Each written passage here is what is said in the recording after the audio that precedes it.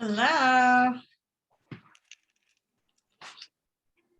Can you hear me?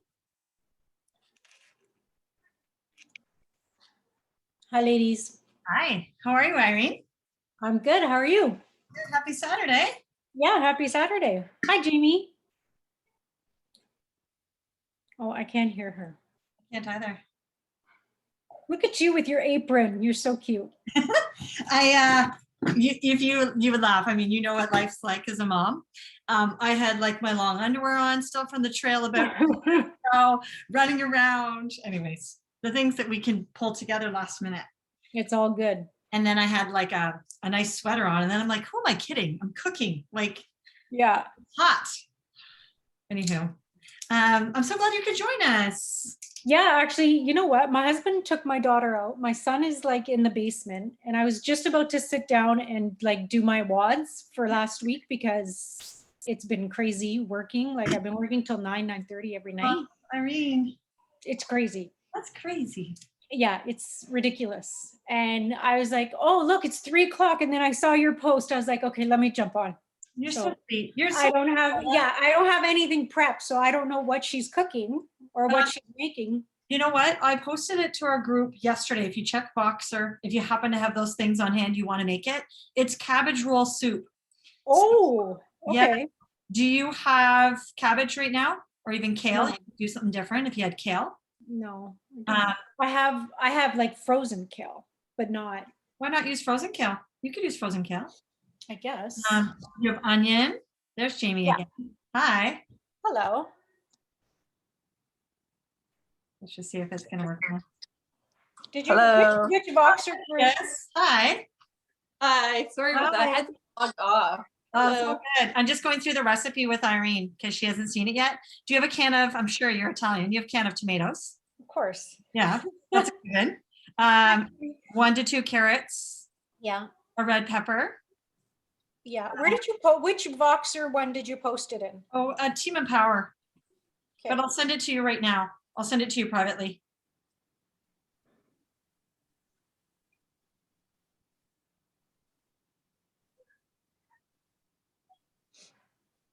I was a little nervous there for a minute because on my computer, like my Zoom app won't open.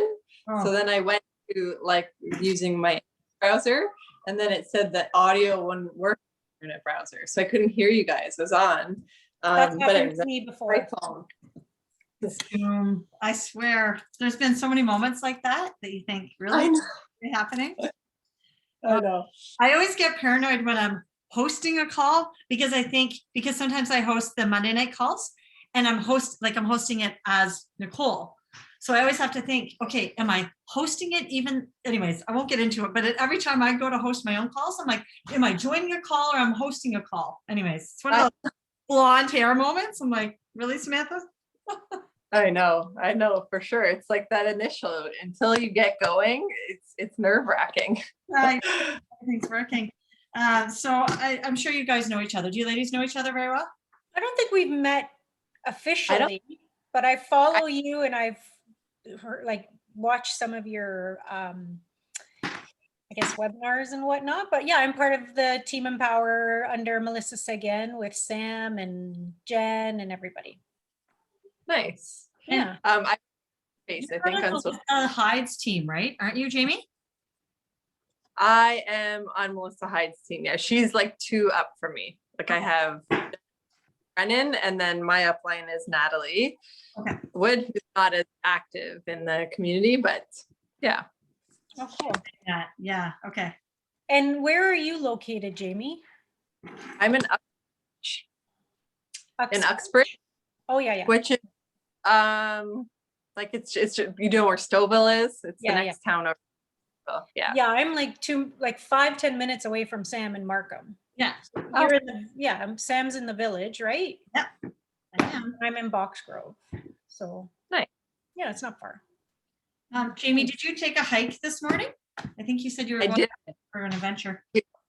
We went for a hike with my niece and nephew who we haven't seen in a very long time. So that was nice. That's great. Yeah. Awesome. Yeah. My son didn't want to walk this morning, so it was a little interesting, but it was still nice. you know, he's 3 years old and he just like didn't want to walk. So he like, we stayed in one place. So it wasn't really hiking. It was just kind of going into one area of the forest, but it was fun. Oh, geez. It's so hard. Hey, that's a hard year because you can't do anything. You don't want to hold them. Yeah. Yeah. They're like too big to carry. But with my son, like, you're not going to convince him of anything. Like, yeah, I couldn't bribe him to walk if he didn't want to walk. Like, the things that he does not want to do, like, doesn't matter. That's my eldest. Oh, yeah. Like, there's no convincing. It's like, show the dead weight. Yeah. They dance to the beat of their own drum. Yeah. But I find at age girls, you can convince them to do things a little easier, but he is just like, nope, this is it. How old is he? He's 3. Oh, he's little. Yeah. Yeah, he's little. It's hard 3 age because like you can't carry them. You can't obviously push them in a stroller. So it's yeah. I have a sleigh that I normally bring when we go for hikes, but I didn't bring it this time. Okay. Next time I'll sleigh. So a bunch of people had asked for the password for today, so I'm hoping that they're going to show up. I sent you a message a little while ago saying that I had intended to put it on Team B yesterday. I had posted it to all sorts of groups, and I go back to Team B and I don't see it there. So I just posted it again. But some people from Team B had seen it, so anyways, they had seen it on Instagram. But Jody is supposed to be coming. Oh, there she is. She's coming. Yeah. I have another friend who said that she was going to come. So awesome. This should be automatically recording. I'll have to. Yeah, it is recording. It is recording. Perfect. Mm-hmm. So. So I don't have all the ingredients, but I'm going to just watch, and I have the recipe now, but I will definitely make this because we do love cabbage. Hi, Jody. Hi, I'm just watching too. I didn't realize it was an inactive, active cooking. I was just going to watch Jamie cook away. You're allowed. You don't have to. My theory is like, I'm just going to sit there. I may as well make it. Yes. And there's food at the end. Well, Jamie, maybe you should just like quadruple the batch and we'll do like skip the dishes and come and pick it up. We've got Rami here. If you can believe, Rami's from Egypt and he's tuned in. He's my fellow type 1 across the world. Yeah. Hi, Kim. Well, okay. It's one of my favorite soups, but full disclosure, nobody else in my house likes it. So whenever I make it, it's like literally fruit. My husband will eat it, but my kids will not, even though they're big soup fans, they just don't like cabbage in a soup. So, but I make it for myself all the time because it's like literally like cabbage rolls are like I love them. Yeah. And it's kind of that feeling, right? Yeah. So I'm full disclosure that if my family doesn't eat it, I'm really happy because it means that I have soup all week because I'm shredding right now. Mm-hmm. Exactly, right? That's what when I make it, and then I have the soup for the week for lunch, like 2-minute lunch, and you're good. That's amazing. So I'm going to go on mute. We're going to let Jamie do her magic in the kitchen, and we're just going to listen, and some of us will cook along. So I let you take it away, my friend. Okay. Hi, Kim. I just saw Kim log on. Okay, so we're making cabbage roll soup from my cookbook. For those of you, I should introduce myself first. So for those of you who don't know me, my name is Jamie Langlois. I'm a registered holistic nutritionist and a mama of 3. I've been a nutritionist for 15 years. And what got me into nutrition is similar to a lot of people who kind of get into the health food world. Is I had my own issues. I was suffering from digestive issues. Like I would just be constipated for long periods of time and really struggle with that. I had rashes that would go all the way up my arms and up my legs. And I was just feeling really unwell and just looking for solutions. So I started at the time seeing a naturopath, and that was helpful. But what really made the biggest difference for me was changing my diet and looking into food and discovering that I had some food sensitivities that were kind of really making the inflammation in my body just worse and causing those digestive issues. So I'm really passionate about helping people tune into their own bodies because we're all unique. And just because one person does well on you know, a certain diet, the next person might not. Like nowadays, there's so many diets. There's paleo, there's veganism, there's vegetarianism, there's people who just eat meat, there's people who eat just fruit. Like there's all of these different diets out there, but none of them are for everyone, right? So we have to tune into our own bodies and what makes us feel good. And that's like my main passion, is just to teach people to tune in within and let go of the noise in the outer world. And as long as it's a whole food, whatever, like take away the label and just figure out what's working for you. And an interesting thing for me is, before I had children, before I got pregnant with my oldest, I wasn't eating meat. And I was feeling really good on that kind of diet. But as soon as I got pregnant, I had this like I needed a burger, like nobody's business, right? Like it was this instinct within me that I just needed it. And I like obviously went with it. And I have been eating meat since, and I actually feel better now without meat. But before I had children, it didn't really, like, I didn't miss it at all, and I was thriving without it. But now I feel like I need some meat in my diet. So that also tuning into our body's needs through different seasons of our life, because it changes, right? Just because what we ate when we were 20 made us feel good doesn't mean it's going to make us feel good when we're 40. So that's my main focus. So my cookbook is Jamie's Nourishing Comfort Foods, and this can be found on my website, Jamie's Nourished Kitchen, and we're going to be making the cabbage roll soup. And so it's one of my favorite soups. It's like so economical to make, super cheap, because it's like just really cheap ingredients, and it's so nourishing and delicious. I love it. And so for the recipe, we do use ground beef. If you are not eating beef, you could swap for another type of ground meat, or you could also just use like something like a kidney bean or something like that. I'm going to start with an onion. We're going to chop up the onions. For 1 second too, and just say, so if you're not already following Jamie on Instagram, be sure you do. She has the link in her bio so that it takes you quickly over to her website to get the download of her cookbook, and it's amazing. And I'm just starting to chip away at it. I'm really excited. On Instagram, isn't it just Jamie at Jamie Langlois? Is that right? Yeah. Okay. Yes.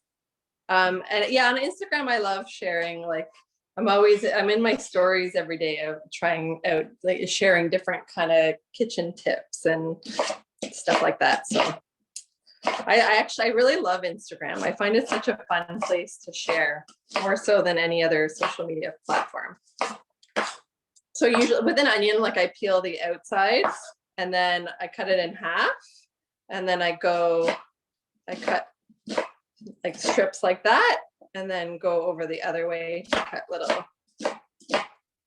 little onion squares. Okay, so I got the onion cut up. Now I'm going to do 2 carrots.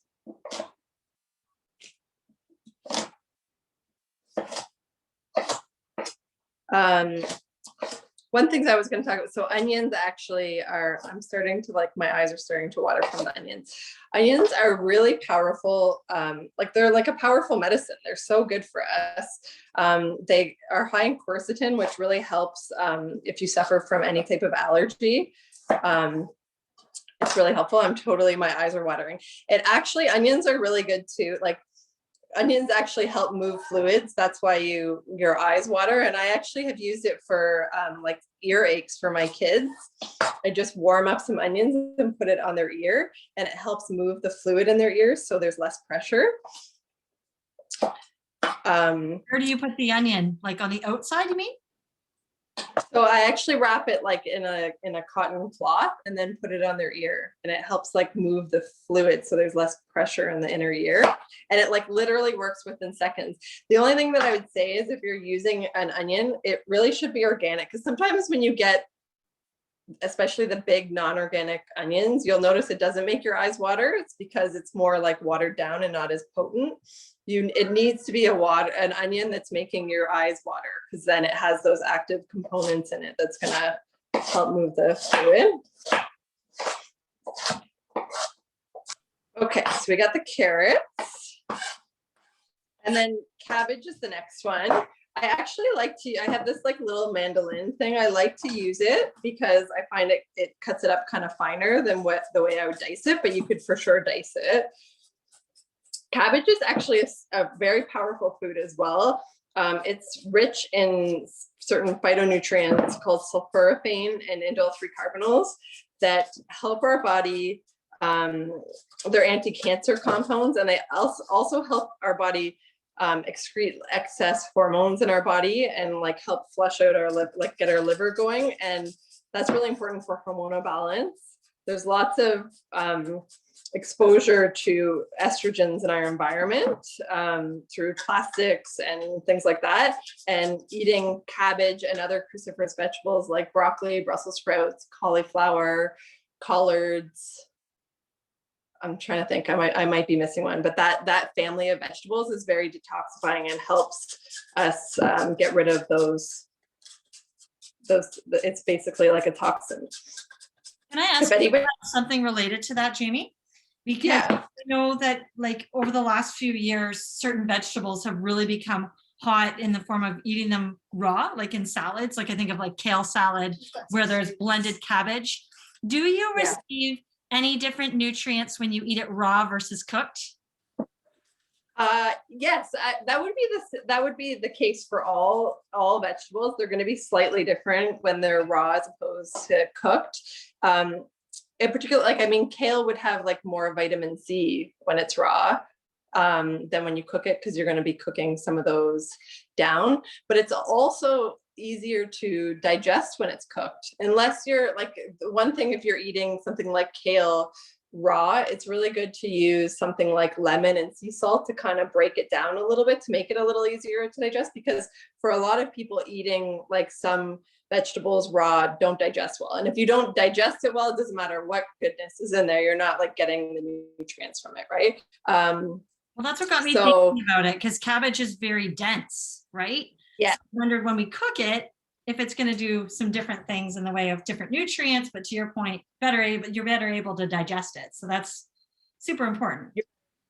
Like, yes, but if you were eating cabbage raw, I would say like what I'll do is make like a coleslaw with lemon juice, like the lemon or even vinegar. Lemon or vinegar is going to help kind of break down some of that cellulose in the vegetable that will make it easier to digest it. So I have the cabbage there. I'm going to just stick with that much, and then I'm going to do 1 bell pepper. Today we're going to be using a can of tomatoes. Tomatoes is a perfect example. They've shown that lycopene, we know many of us know that lycopene is high in tomatoes, but if you're actually eating tomatoes raw, they don't really have very much lycopene. The lycopene is activated through the cooking process. But if you eat tomatoes raw, there's more like vitamin C and certain like phytonutrients that kind of get cooked off. I don't know any like particular ones offhand with kale and cabbage, but I'm sure it's the same, because there's definitely just benefits to all things cooked versus raw. That's why I think it's good to eat a balance of cooked and raw. Thank you. Also tune into your own body. Sorry? I was just saying, thank you. Such great info. Oh, you're welcome. Okay. So we got the last pepper. Peppers actually have more vitamin C than an orange. So many of us think of oranges as a good source of vitamin C. And while they do have vitamin C, peppers have more. Okay, I'm going to bring you all over to the pot over here. Turn on the heat. I actually pre-cooked the ground beef in my cast iron pan.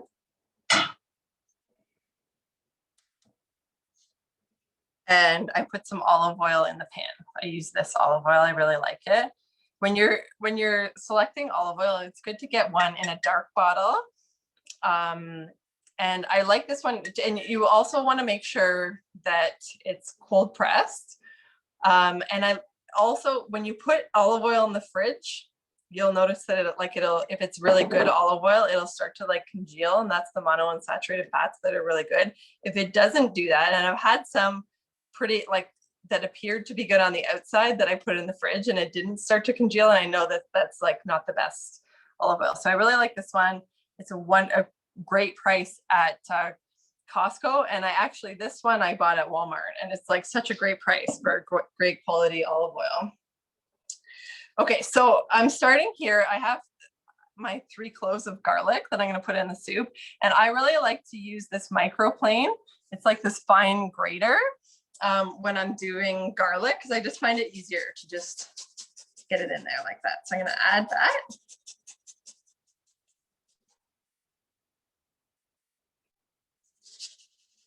Garlic is like nature's antibiotic. It's so good for us to consume garlic. Garlic is definitely more potent raw. Actually raw and left out, like 5 to 10 minutes after you cut into a garlic, it actually is way more powerful if you leave it out and then consume it for fighting off like infection and things. Okay, so I'm going to add my onions and the garlic, and I'm going to start sauteing that.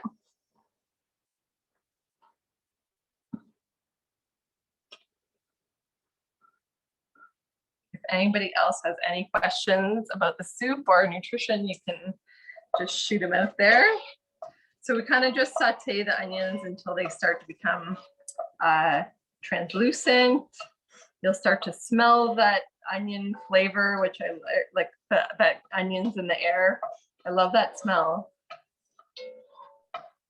So Jamie, yeah, when you were saying to keep the garlic at basically room temperature for a good 10 minutes, yeah, just so that I'm clear here, because we leave our garlic out like in a little garlic holding container. But are you saying if you cut it, then there's more active ingredients? Like, in other words, you're not taking it out of your fridge. You're just saying, even when it's at room temperature, you want to let it sort of sit for a bit? Yeah. So like, let's say you're putting garlic in.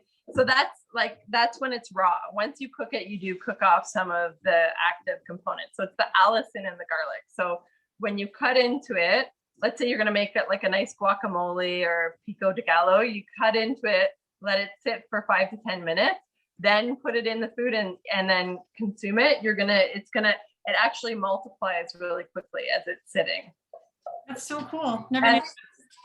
There's also a sweet spot with it too. I actually learned about that through the company Alamax. There's this sweet spot with it too, where you have to, like, it's ideal to consume it at a certain spot. If it's sitting out for like an hour, then it's not going to be as potent. So it's interesting. So if you're fighting something and you want to take garlic to help you kind of fight something off, letting it for 10 minutes and then consuming it is definitely ideal.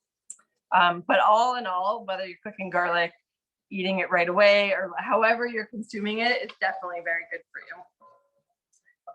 So one of the tricks with this soup is to be liberal with salt. Like, it's very basic kind of ingredients. So unless you have a condition where you have to watch salt, like, I think it's a good idea just to add like a generous pinch of salt. And so I'm using Himalayan salt.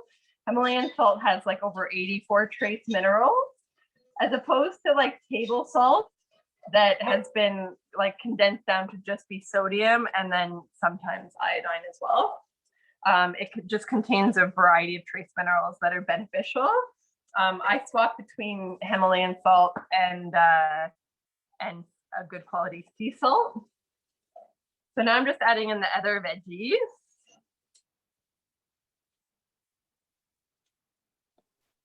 Jamie, do you use Herbamar at all?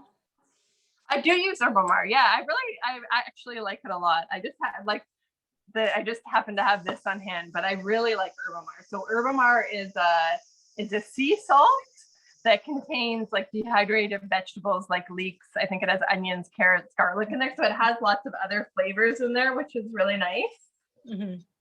Yeah, I love it. It's really like it. I have this roasted broccoli that I make with Herbamar and a little bit of nutritional yeast and olive oil, and I roast it. It's so good. I love using Herbamar on roasted veggies. I've never tried nutritional yeast, and I don't know what it is. I don't know, not that it scares me, but I've never tried it. I don't know what it tastes like. Somebody told me it tastes like cheese. It does have a cheesy flavor. Okay. I mean, it's not going to pass for cheese on its own, but it has like this mild cheesy flavor. So on my Instagram, I have a roasted broccoli recipe where I toss the broccoli in nutritional yeast, herbamar. I can't remember if I used olive oil or avocado oil. And then you just roast it, and the flavor is so nice. Like, and I make the same if I don't have nutritional yeast, and it's still good, but the nutritional yeast definitely adds like a nice flavor. Is there a specific brand of nutritional yeast that you suggest, or is it just, it doesn't matter? I don't really, like, I just go to the health food store and get whatever. Okay. Yeah. So I always make my own bone broth, but today I didn't have any, so I bought some bone broth for the soup. And then I'm also going to add some tomatoes. I don't know if anybody's ever tried this brand. So this is the first time I've seen like this brand have chopped tomatoes, but the tomato sauces by this brand are a little pricier than other ones, but it's like the best tomato sauce ever on the planet. Like, it's just so good. And so I just saw these at the store and I thought, oh, that's going to add like lots of flavor. So when you're picking the tomatoes for this soup, because there's not like a ton of other flavors, like you really do want like a good tomato for sure. Normally I would use like a San Marzano tomato because it like just that Italian, they're just so sweet and delicious. Jamie, Okay, where so did you get that can of tomatoes? So I just got it from Vince's today. It's the first time I've seen it, but I live in Uxbridge, so Vince's is like the local kind of market, and so that's where I got it from today. But I've never seen it. It must be a new product for the company because they've always carried the tomato sauces, like the prepared sauces. They have like a pizza sauce. And a marinara sauce, and like I'm telling you, it's so good. It's like extra, so I only buy it every once in a while, but it's like it does not compare to any other tomato sauce, in my opinion. So I'm excited to try this. So I'll have to check it out because we do our own stewed tomatoes in sauce, but like you're saying, the flavor, I would still have to add flavor to the tomatoes, right? Through the spices and stuff. So sometimes I do like to cheat by buying a good tomato already done with right. Yes. Yeah. Getting like a really good quality one for sure. Like doing your own would always be the best with like fresh, tomatoes that you've grown or got from the farmer's market. But I would say this is the next best thing. And the tomatoes from Rayo's are from like a region in Italy that apparently grows like the best tomatoes. That's how they make it so good. So the other ingredient that I'm going to add is a smoked paprika.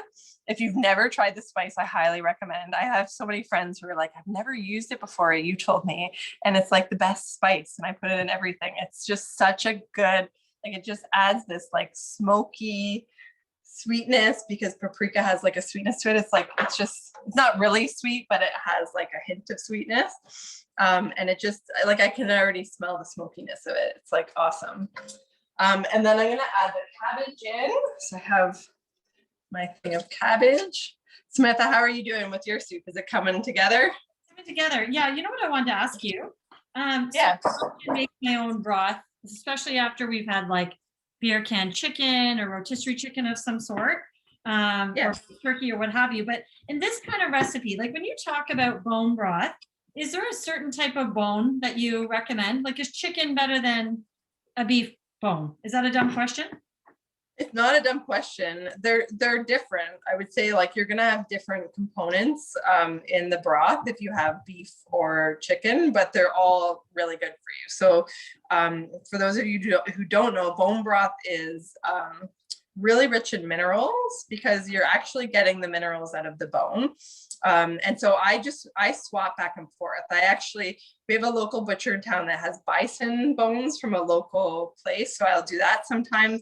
I do beef broth. And I also, if I make a rotisserie, I always save the bones. Then if I'm not going to make broth in that moment, I'll just actually put it in a Ziploc and freeze it for when I can get around to it. And I actually have an Instant Pot, so I'll like freeze bones. And sometimes I'll like add, like I'll have made a second rotisserie chicken, so I add the second one in there. And then whenever I'm ready to go, I'll put the frozen bones in the Instant Pot and put it in there. Okay. But so that the minerals in the bone broth, it's also rich in things like glycine, which is and glutamine, which is really healing to the digestive tract. It has collagen in it, which is going to be nourishing to your skin. So it's a really great thing to get into your diet if you do consume like animal products. And it's like a no waste thing too, right? Like you don't waste the bones. Like it's funny when I would go home to my mom's house for dinner, if she made anything with bones, I'm like, don't throw out those bones. Like, and I like literally go home with my doggy bag of bones because you got to use it all, right? I think I actually believe too that it's like more respect to the animal to use the full thing and not throw out anything, right? Get the full. Good way to look at it. I mean, the nice thing about it is that it's so affordable. Like once you've already made, like, why would you, like to your point, why would you throw it out? And then you get a whole other meal. And yeah. It's been a game changer for me because quite honestly, I mean, I've been in my kitchen as long as I can remember. Like I've always loved to cook and bake, but it's funny, how, you know, there's always that one thing that you sort of shy away from. And for years I shied away from soup. I don't know why. I just, in my head, thought it was like this big involved process. And so I made a mission a few years ago. I'm going to like embrace soup because it's so nourishing, so great for all the vegetables. I mean, I'm type 1 diabetic. I mean, I'm looking for any opportunity to get more health and inflammation down. And so I've seen such a huge difference. Like the more that I, like to your point, like just being innovative, like when you have these leftover things, create something out of it. You get so much goodness. And I just keep hearing collagen. And in fact, I was out for a walk this morning on a trail. And one of my girlfriends said, did Juice Plus make collagen? And I said, no, but I wish we did. Why? And she said, because I just keep hearing like we need more collagen. And like I just feel like as we get older, I mean, I've heard someone talking about it recently, like once you hit age 40, you can correct me if I'm wrong. I think I heard the stat is you lose anywhere up and around 30 to 45% of your collagen by the time you reach 40. And then it's just like on a decline. Yeah, I know. I just turned 40 this year. So I'm like, yes, that is true. But you know what? So you can go buy collagen powders, which I do periodically. I don't always have them in my house, but I do buy them. But you can also make broth and get it from there, like with your bones that most people just throw out, right? So I have a question about the bone broth. You were talking about the beef bone. Like I've done chicken many, many times and done exactly what you guys, suggested. Make a rotisserie. If you don't do it right away, freeze the bones, put in a Ziploc.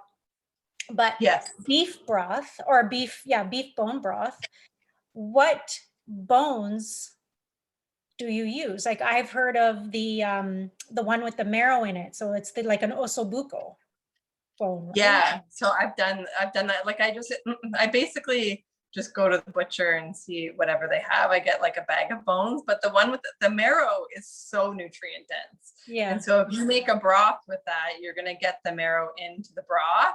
Yeah. And you're just getting, it's so concentrated in like key nutrients that our bodies need. So it's a really good one to get in. And so, that's where it's a little bit different than chicken broth, because you're getting that whole marrow, right? It's like a whole food that's going into the soup. In a way, like marrow is kind of gross in my opinion. My stepfather will eat it, but like it's like the jelliest, grossest like substance. So I can't eat it. But if I make it in a broth, it kind of disintegrates into the broth, and you're getting that nutrition.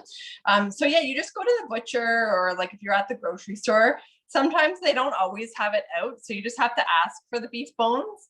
And then if I'm like busy that day and I don't really want to spend very much time making it, I'll just throw it all in the Instant Pot or my pot on the stove, water, whatever vegetables I have, scraps to put in there. But if I have more time, I will roast the beef bones because it adds like a little more flavor. Oh, that's a good idea. And then always when you're making bone broth, add apple cider vinegar in. or any type of acid like that, because that will help draw more minerals out of the bones. Yes, I did hear that. Okay, cool. Thank you for I the have to try reminder. it. I heard that recently and I'd never done that. How much apple Yeah. cider vinegar do you recommend adding? Like if you're doing like a you know, a big pot like this, I would do like a tablespoon. Like it's not really a science. You just need a little bit of acid in there to pull it out. But if I'm doing like a big stock pot that's bigger than that, I would do maybe 2 tablespoons approximately. Okay. But you could, What does you it could pull also for the bones? What's specifically more minerals? What does it? more minerals, the Hmm. minerals from the bones. Yeah, the acid pulls the minerals out of the bones. Yeah. Yeah. So that's basically it with the soup. I'm gonna add the beef in.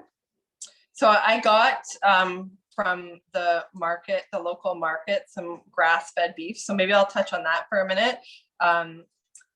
Pasture-raised grass-fed beef is very different than like conventional meats, right? So when cows are eating grass and able to like walk around the pasture, the fatty acid profile in their meat is completely different.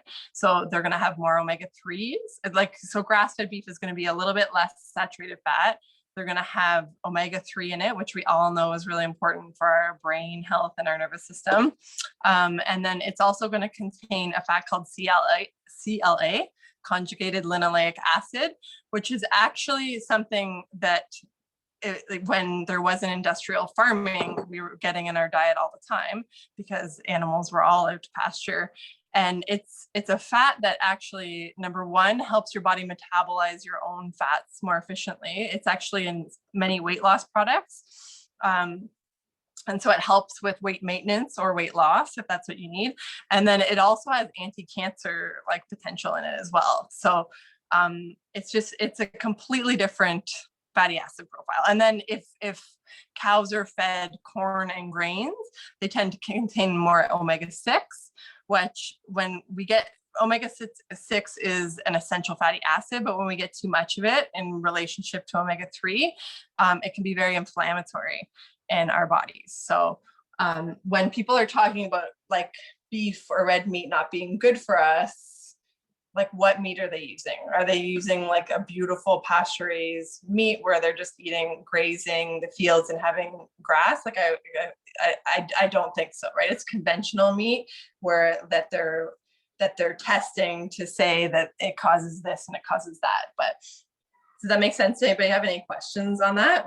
I just videoed that, so I'm glad that you touched on that. Just before I forget, because I just got a basic Zoom, we have 2 minutes and 17 seconds left. So in case okay, it gets cut out, and if we want any more time, I have learned this, and I shouldn't probably tell you this. If you click the same information, like a link, or you put in the same info, you can get back in.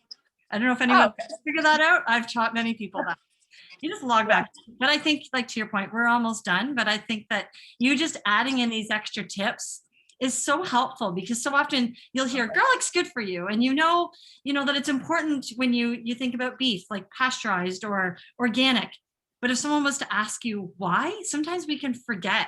So these just reminders of why it's important to be more selective, and even just talking about the tomatoes, like quite honestly, like so often with my tomatoes, I'll be honest, I just buy diced tomatoes and I'm not brand specific, but yet so many other brand specific. So yeah, so I wouldn't say that I'm always brand specific, but when with a soup like this, because it's so like it's just like a simple soup, you really want the ingredients that you're putting in there to sing, as my mom would say, that she loves using that word, to sing, when she's cooking.